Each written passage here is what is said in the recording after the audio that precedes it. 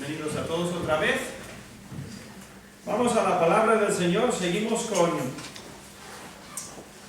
los mensajes sobre la familia. Estamos viendo más bien el matrimonio todavía. Y estamos viendo los pasajes claves, clásicos. No todos, no todo lo que la Biblia dice, pero sí los que son pasajes especiales que Dios nos da. La palabra de Dios no se puede llamar, o sea, sí se puede llamar un manual, en el sentido de que es un manual para la vida. Dios creó el hombre, Dios creó la vida humana, y Dios le dice al ser humano cómo ha de vivir. Parecido, aunque no igual, a que tú compres un objeto, un artículo en Carrefour o donde sea, o Lidl, y sacas, y normalmente si es un aparato electrónico para la cocina o lo que sea, normalmente viene con un manual de instrucciones.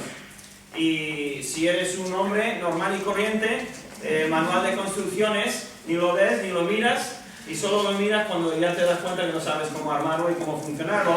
Y entonces, si no te está mirando la esposa, coges el manual, lo miras rápido y así no.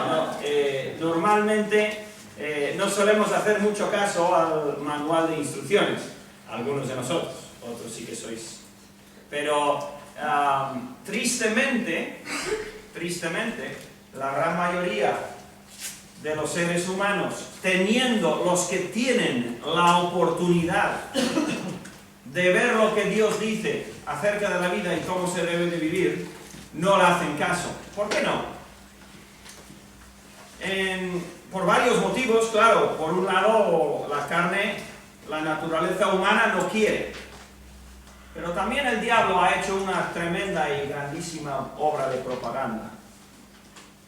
Y si tú eres de ver mucho la tele, o de escuchar mucho la radio, o de leer mucho el periódico, o revistas, o lo que sea, te vas a dar cuenta, si tienes un poquito de discernimiento, te vas a dar cuenta muy rápido que la mayoría de lo que escuchas no va conforme a la palabra de Dios, sino más bien en contra de.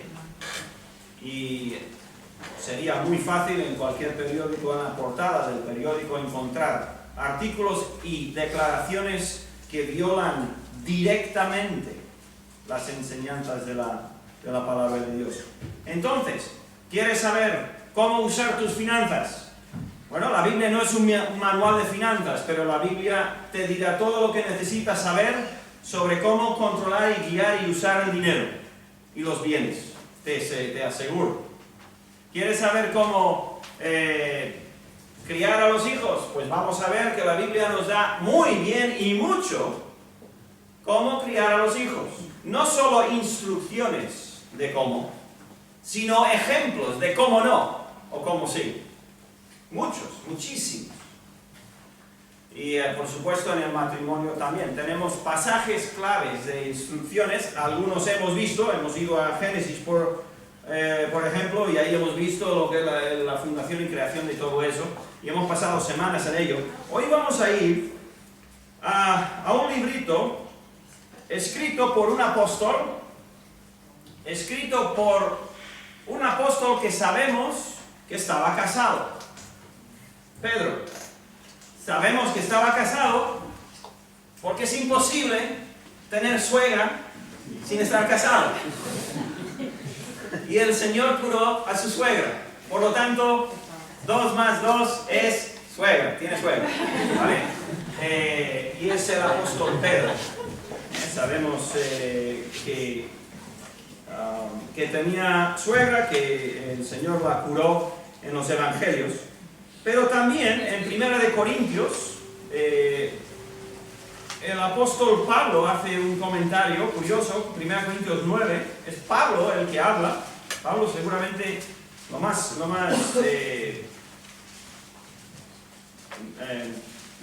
fiable, o como se diga, es que Pablo no estaba casado, o si estuviese casado, igual se enviudó o algo. Pero no hay referencia, y lo más seguro es que no.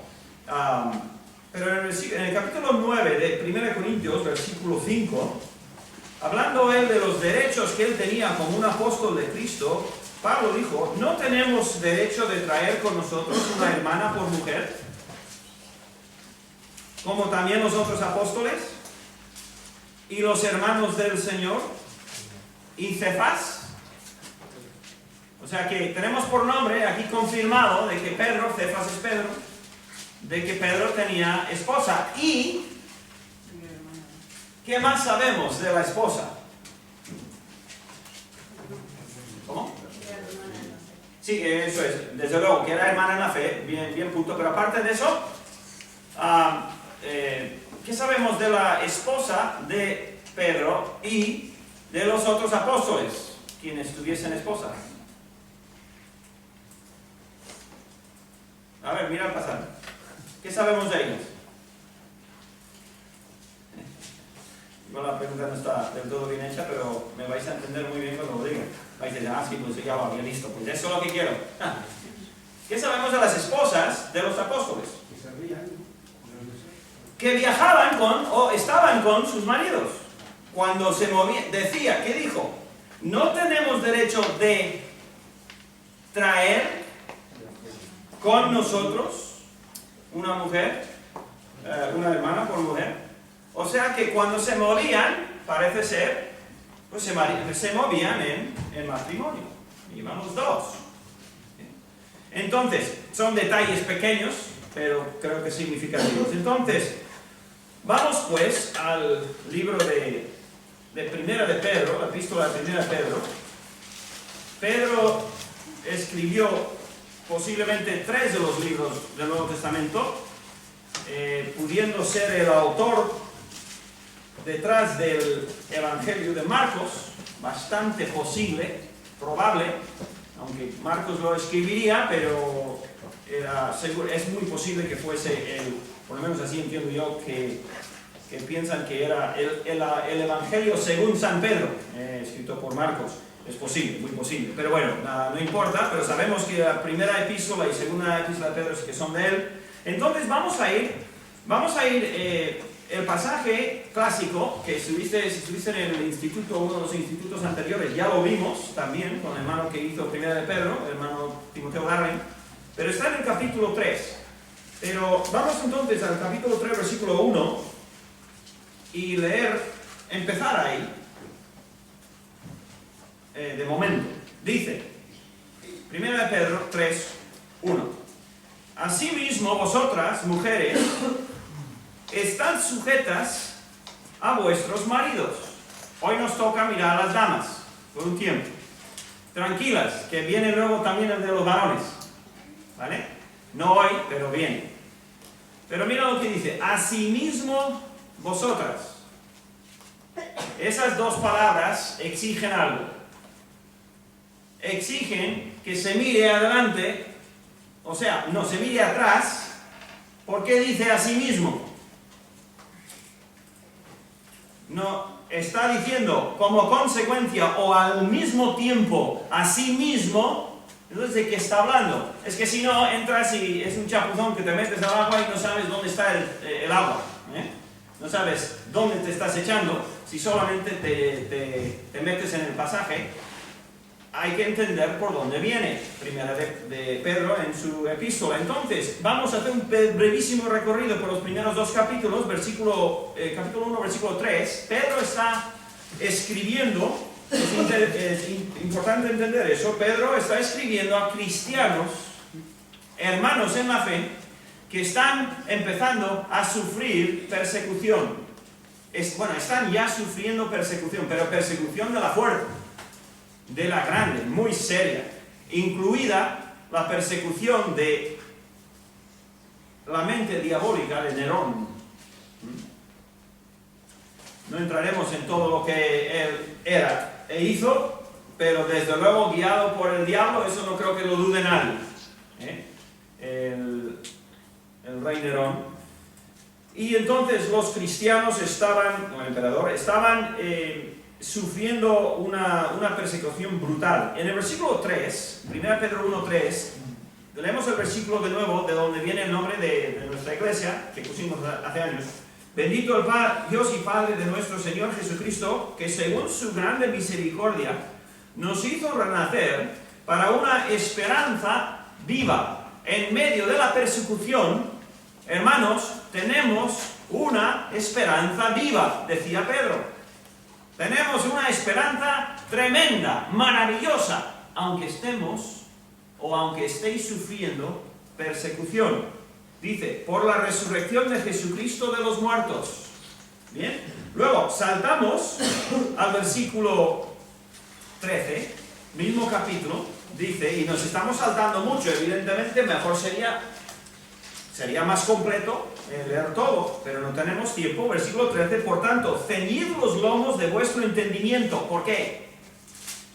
Porque en momentos de persecución o en momentos de pruebas muy difíciles, si no tenemos los lomos de nuestro entendimiento bien puestos, bien asegurados,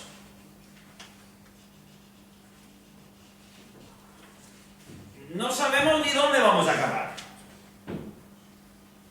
Si entramos en la prueba y no estamos listos, no es porque Dios no nos haya preparado o no nos haya querido preparar, sino que hemos ido campante por la vida sin prestar atención.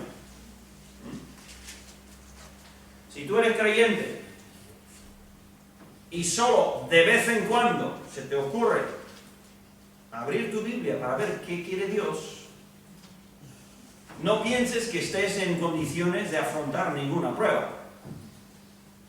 Y tampoco culpes a Dios por la prueba, ni a los que están alrededor, porque la prueba te va a venir, pero el prepararse es responsabilidad nuestra, estar preparado. Dios promete que estará con sus hijos cuando pasen por el fuego. Pero si no estamos preparados en nuestras mentes, porque pasamos del consejo del padre, o del pastor, o del hermano, o de la madre, o de la hermana, si pasamos de eso, estamos literalmente desobedeciendo lo que dice el Señor. Dice, ceñid los lomos de vuestro entendimiento. Por si acaso no lo hemos entendido, dice, sed sobrios. Y eso no se refiere solamente a no emborracharse, o por lo menos no emborracharse con alcohol. Se refiere a no emborracharse con nada de este mundo que te distraiga de lo que es correcto y bueno. ¿Sabes que hay gente emborrachada con el deporte? ¿Tengo razón o no? ¿Acaso no hay gente que tú puedas conocer? Igual fuiste tú, o eres tú. Creo que no, espero que no. Pero ¿sabéis algunos? Y escuchamos en los medios de comunicación lo que suele suceder, especialmente alrededor de los campos en un derbi, ¿verdad? Donde hay gente borracha de deporte. Ya ni razonan. Como si el seguir un cachito de cuero redondo es lo más importante del mundo. Suficiente incluso para matar y desde luego para pegarse. ¿Eso qué es? Eso es emborrachar. Hay gente que está borracha con la tele, borracha con la música, borracha con la moda, borracha con tener cosas, comprar cosas. Nos emborrachamos fácil. Sed sobrios, dice Pedro. Dice el Señor, sed sobrios, hermanos, hermanas. No es que no os dejéis emborrachar, no nos emborrachemos de las cosas de este mundo, porque son pasajeras y nos van a quitar los ojos de lo que importa. Hay cosas que realmente importan en tu vida y a veces no las tenemos en cuenta porque estamos borrachos. Sed sobrios, dice, y esperad por completo. ¿Eso qué quiere decir? Está diciendo, no te dejes distraer, dice, por completo en la gracia que os traerá cuando Jesucristo sea manifestado. ¿De qué está recordando? Pedro está diciendo, en la persecución o en la prueba, también habla de ello, en esos momentos dificilísimos, ser sobrios y tener los ojos puestos en la venida del Señor Jesucristo. ¿Cómo debe ser? Morir en la hoguera por tu fe, o ser crucificado, o puesto en una estaca, o apedreado hasta la muerte, o fusilado. Vivimos en una sociedad y en un día, por lo menos aquí, donde no nos enfrentamos a eso. Pero nuestros hermanos en la fe, hoy en algunos lugares se enfrentan a eso. Y desde luego que miles y miles se han enfrentado a eso en otras eras de la historia, cuando la política no era tan benigna. Son nuestros hermanos y nuestras hermanas en la fe.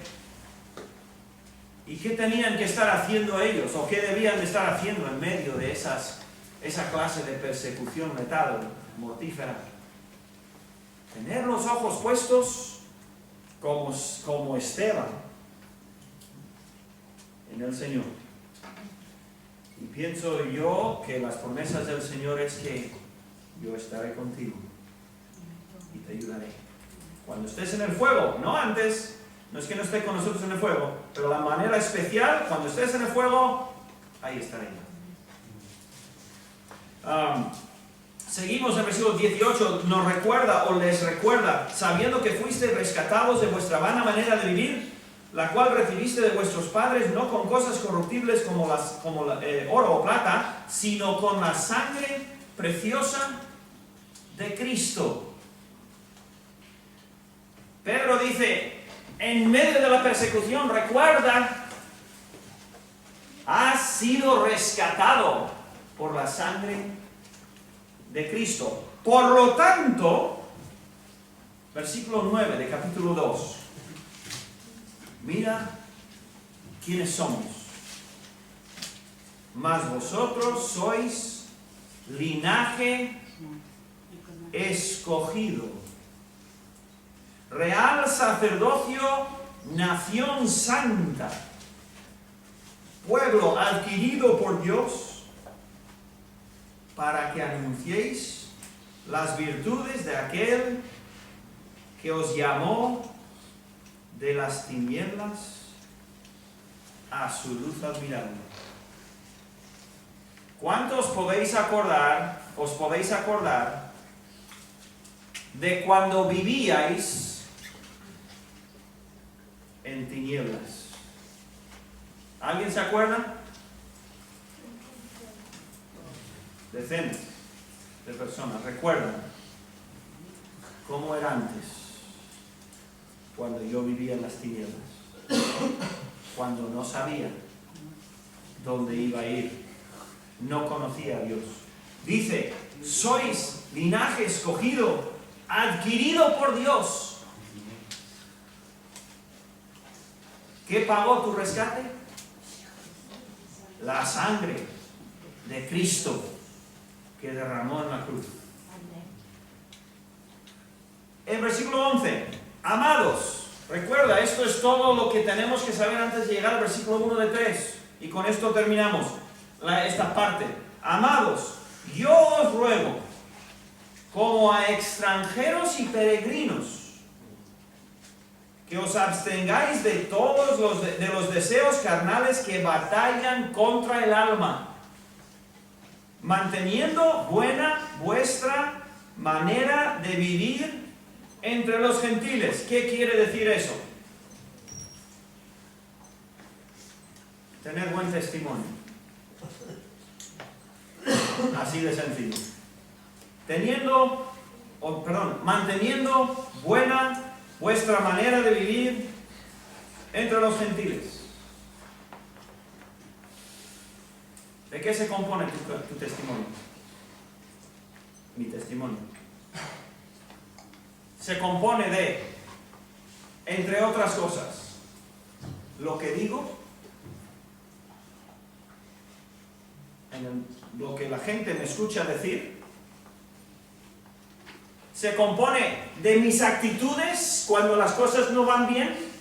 Ahí cómo nos duele ese. ¿Cómo respondemos? Se compone de cómo me visto, a que me puedo vestir de una manera que desagrada a Dios. ¿Sí o no? Yo lo creo que sí. ¿No? ¿Estáis muy de acuerdo conmigo? ¿Sí o no? ¿Puedo vestirme de una manera que desagrada al Señor? Yo lo creo que sí. Yo creo que sí. No solo las damas, aunque también, desde luego, los chicos también. Aprendamos a vestir apropiadamente para el momento y a dar buen testimonio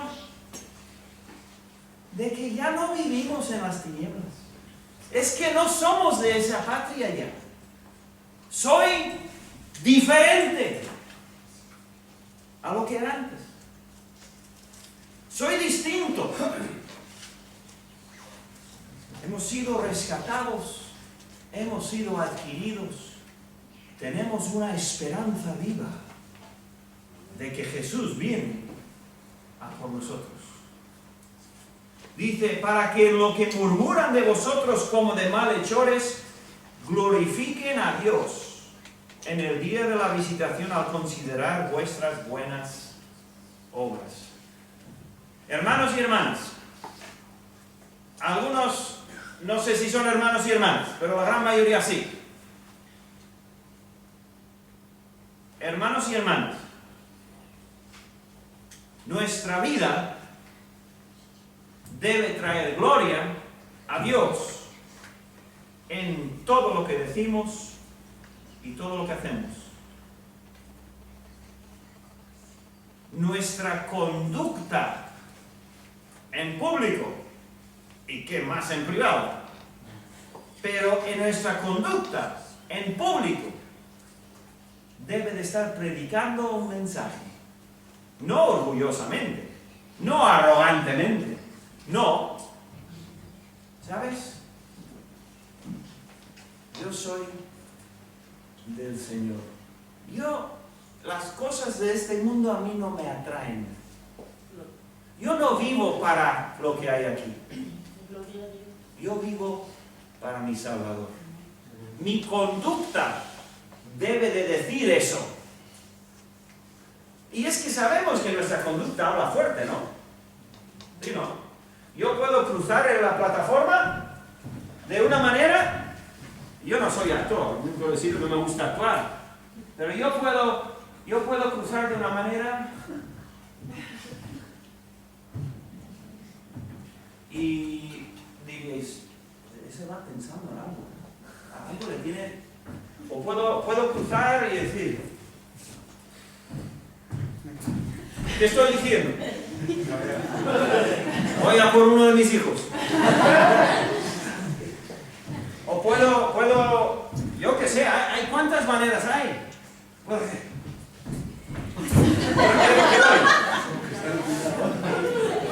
Voy a por mi nieta. Nuestra conducta habla. Asimismo, vosotras, mujeres, estad sujetas a vuestros maridos. ¿Por qué? Porque la mujer es inferior. ¿Por qué es tonta? Porque sí. No. ¿Por qué? Porque somos de Dios. Porque son de Dios.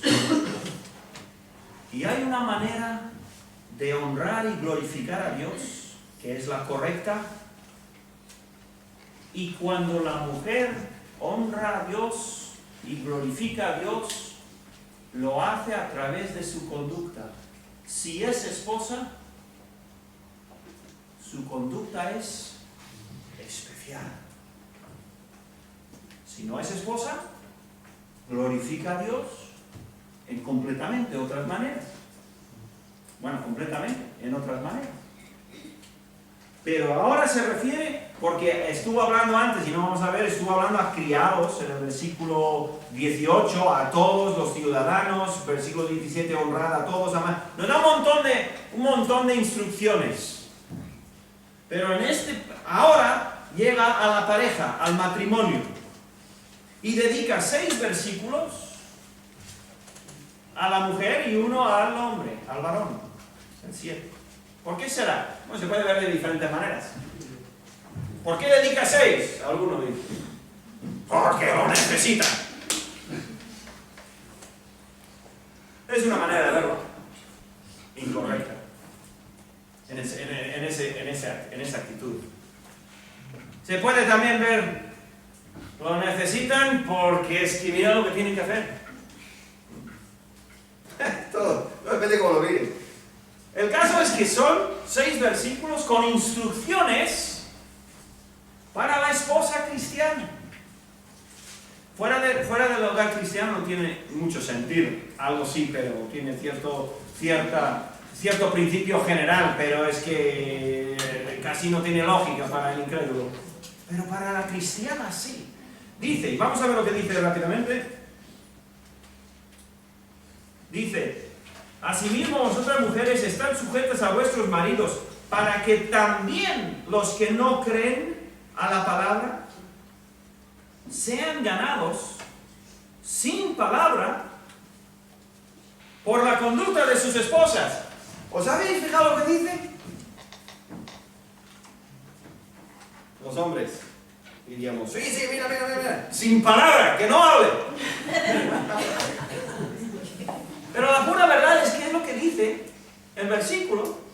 Dice: una esposa cristiana que tiene un marido que no lo es, por la razón que sea, igual llegó el evangelio, ella aceptó y él no, o lo que fuera, que tiene un esposo o un marido que no es creyente, ¿qué es lo normal? Lo normal, lo natural, es que la esposa le predique 4 sermones cada día. Y que si esto, y que si aquello, y eso. Es lo normal. Por eso dice lo que no es, por eso da instrucciones. Si el Señor dice no temas, ¿por qué es? Porque está temiendo. Si el Señor dice paz, ¿por qué lo dice? Porque no hay paz. Si el Señor dice preocúpate por tu conducta, sin palabras, tu conducta, serán ganados los maridos inconversos. Esto quiere decir, esta es una promesa que cualquier dama, cualquier mujer con un esposo incrédulo podría agarrarse a esto y traerlo al corazón hasta que el Señor salve a su marido. Pero ¿saben una cosa que le va a caracterizar? Que no va a estar predicándole. No quiere decir que no lo ha dicho, la verdad, claro que lo habrá dicho y quizás más de una vez, pero no va a estar dándole. Normalmente es la mejor manera que no hagan caso en absoluto.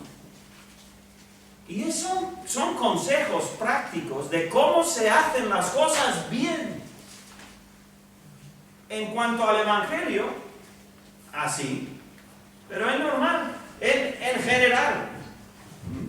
Es un consejo de cómo la parte femenina debe de tratar a la parte masculina para cambiarla.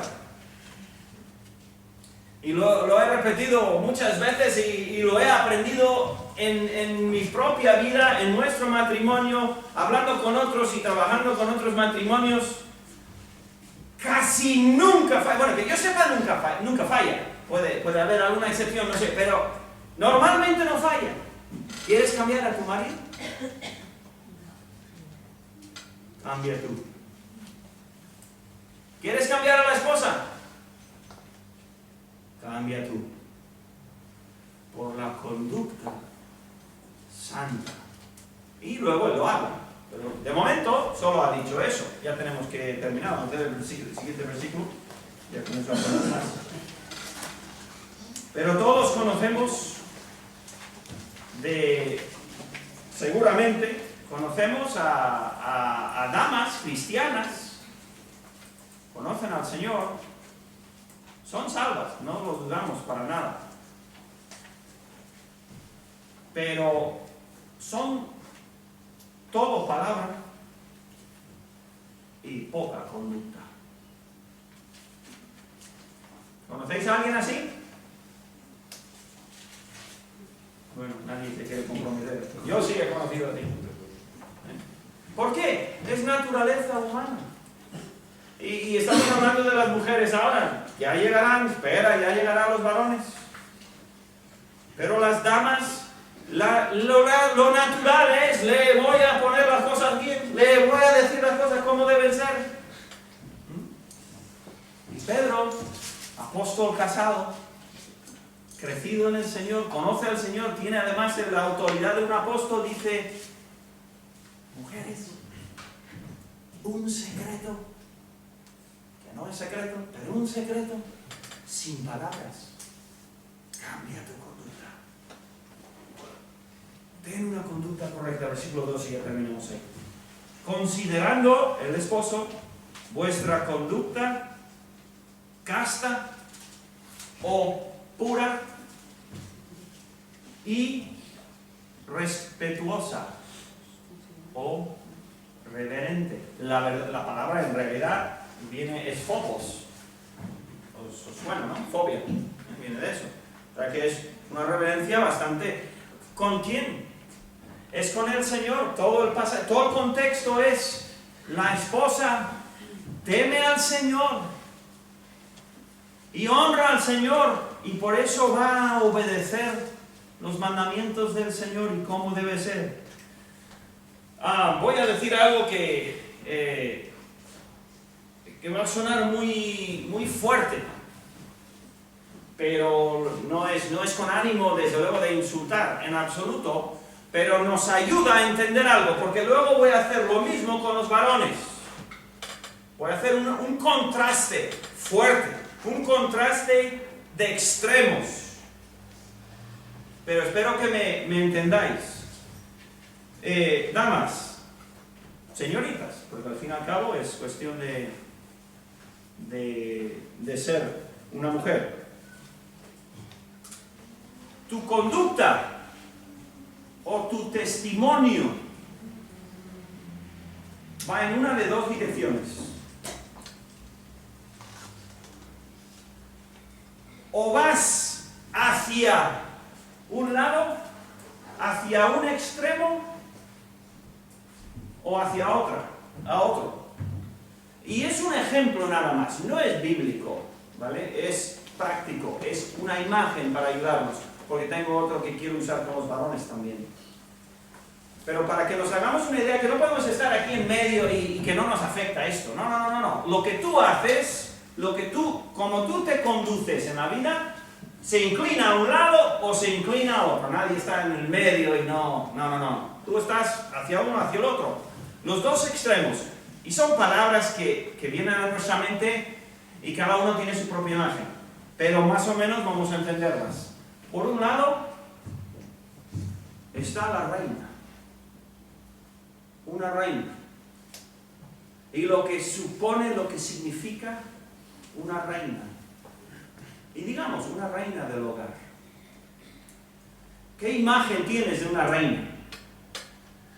No pienses en películas, porque siempre hay películas con una reina mala, una abusiva o algo, pero cuando la película es buena y es clásica y está bien hecha, la reina como es lo más noble que hay de lo femenino.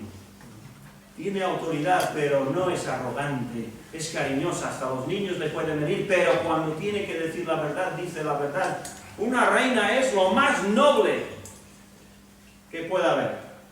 Y cuando una reina en uno de nuestros países o algo se porta mal, ¿qué hace? Es como echarle barro al nombre de reina, ¿verdad que sí? Es que no, es que será reina, pero no se está portando como.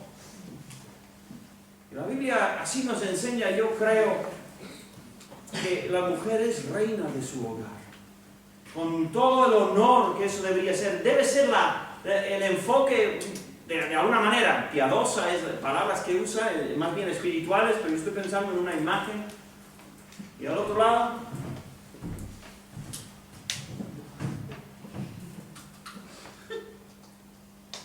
no estoy insultando, pero lo más lejos de una reina, ¿qué sería? Yo diría una bruja. Es lo que yo diría. Una bruja. ¿Qué es una bruja? Claro, en las películas o en las caricaturas hay brujas buenas, entre comillas. Pero dentro de nosotros, cuando dice, menuda bruja es esa, dice, oye, alguien dice eso. ¿Tú qué piensas? ¿A que sí? A lo que voy es, nuestra actitud no es neutral. Como esposa, como mujer, o me estoy encaminando hacia un lado, haciendo las cosas como Dios quiere y como deben ser, reina o princesa, ¿vale? O me voy hacia otro lado. Igual no estoy aquí, pero estoy aquí. Entonces, el Señor nos da enseñanza. La reina debe ser pura y respetuosa, reverente, noble, lo máximo. ¿Y qué va a hacer? Va a tener un testimonio para con su marido, tendrá un testimonio para con sus hijos, para con su familia, para con su barrio, incluso para con su pueblo y para cualquier persona que le conoce. Tendrá un testimonio de que esa mujer es diferente. Esa mujer es cristiana. Esa es la meta. Nos quedan unos versículos del próximo mensaje. Vamos a orar. Ya está. Gracias, Señor, te damos por la palabra que nos dirige. Nos dice, Señor, que seamos sobrios, que no nos emborrachemos con todo lo que el mundo ofrece, pero no solo nos dice el no hacer lo que no debemos de hacer, sino lo que nos dice lo que sí debemos de hacer. Y te pido por las damas de nuestra iglesia, por las señoritas que pues claro, sueñan un día con ser damas de su hogar y reinas, o por lo menos tener un testimonio puro. Y te pido, Señor, que a cada una tú le des la sabiduría de, en esta semana, pensar muy bien en su vida y en su testimonio. Y cómo puede servirte y honrarte y traerte gloria de mejor manera. Gracias, Señor, por enseñarnos tu voluntad. Ayúdanos a ser obedientes. En el precioso nombre de Cristo Jesús. Amén. Bien, estamos despedidos. Dios te bendiga.